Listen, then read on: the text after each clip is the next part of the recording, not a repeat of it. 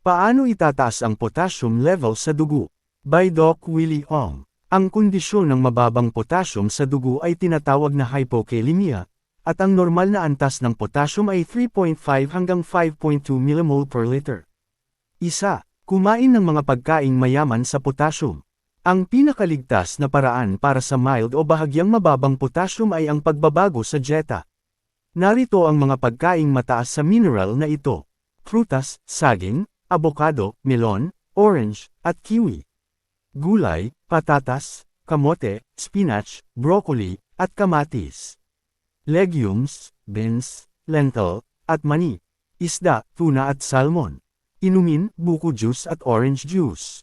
2. Uminom ng potassium supplements na Race Eta ng inyong doktor. Kung masyadong mababa ang potassium, maaaring hindi sapat ang pagkain lamang.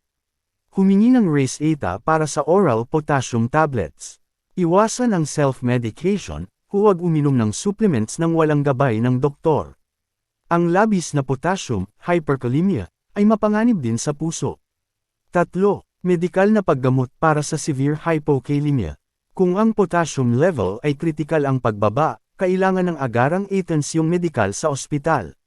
4. Gamutin ang sakit. Kailangang matukoy kung bakit bumaba ang potassium upang hindi ito paulit-ulit na mangyari. 5. Pagtatae at pagsusuka. Uminom ng oral rehydration salts upang mapalitan ang nawalang electrolytes.